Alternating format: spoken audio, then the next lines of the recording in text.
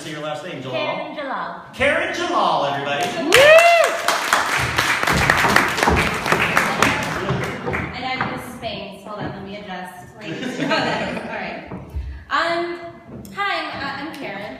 So sometimes I come to the realization that I'm just I have a gross misunderstanding of certain things in the world, right? So the other day, a friend of mine was talking to me. She was recounting her latest date. She met him on Tinder because she's classy and Prince Charming.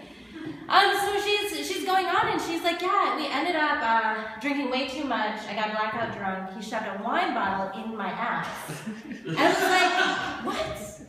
She's like, yeah, he took a wine bottle and he shoved it in my butthole. Can I say butthole here? He shoved it in my butthole. I'm like, no, like that part I get. Like the part before that, she's like, we drank too much, got blackout drunk.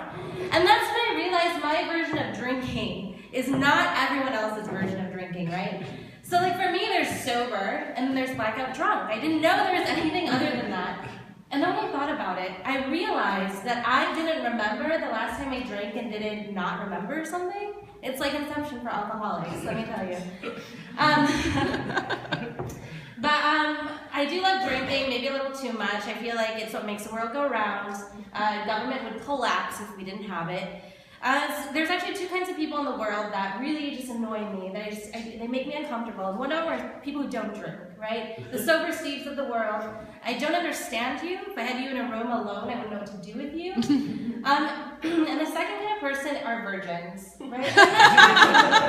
I'm not talking about like the, oh, I only get fisted virgin. That's not a real virgin, despite what my uncle used to tell me in his basement, okay? It turns out 2 fists are a lot bigger than a penis, so I should get us to make her lunch money, bitches. But virgins, I'm talking about like the pious, like holier than thou virgins are what I'm talking about. And I just don't appreciate them because it doesn't make sense in today's society, right? They're like, oh no, like I want to wait for marriage, I'm waiting for the one. Like, bitch, like it's 2015. I had chlamydia 3 different times before I got married. Okay, deal with the program. Just kidding, it sticks. It's really hard actually being a slut in a small town, okay? So I went to college in Green Bay, Wisconsin, which is really, really small. All we have is the Packers, which as you guys know, is a team that has permanent whiskey dick. They can't finish, ever. And the way I measure cities is by the number of STD and abortion clinics that they have, right? So, like Omaha, for example, is a 6-clinic city, right? We have 6 STD and abortion clinics in the Omaha metro area. That's pretty decent size. Green Bay, Wisconsin, 1-clinic town. Really difficult because you can't hide anything from those receptionists. Like, by my junior year of college, I was like on a first name basis with them. I like roll in on a Tuesday and I'm like, hey Barb.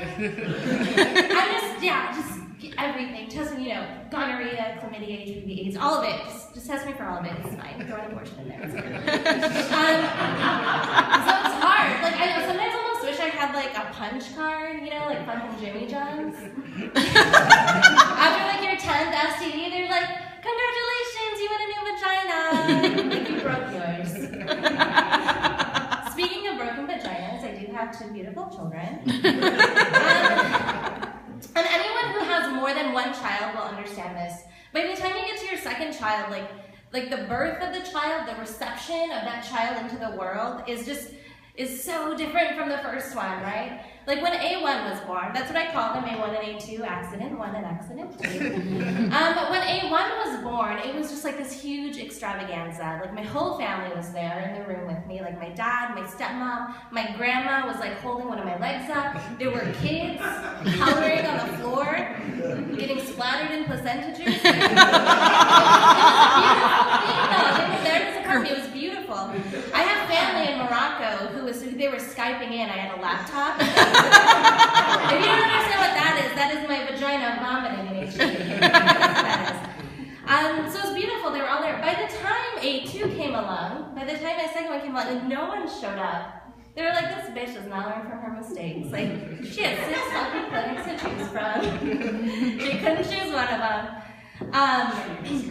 But you know what? I tend to love them equally, or at least I try to. So, and the one thing I will say though is labor, as we all know, is difficult, right? It is hard, but I came prepared. I feel like I was fully prepared for that shit.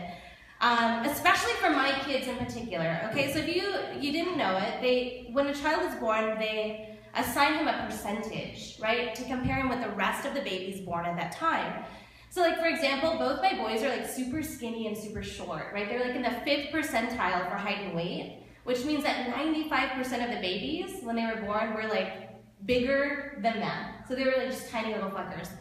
But their head size, they were bobbleheads, 98th percentile, both of them. You guys, the things that came out of my vagina were bigger than 98% of the babies that were ever born. Can we have a round of applause for my vagina? So, you know, it was hard, it's difficult, but I was prepared. And it's funny because after my first one was born, the doctor, she leaned in and whispered this to me, by the way, as if I had a shred of dignity to protect after, you know, launching things out of my uterus. She leans in and she's just like, congratulations, you didn't tear. I was like, no, you don't understand. I used to get fisted for money.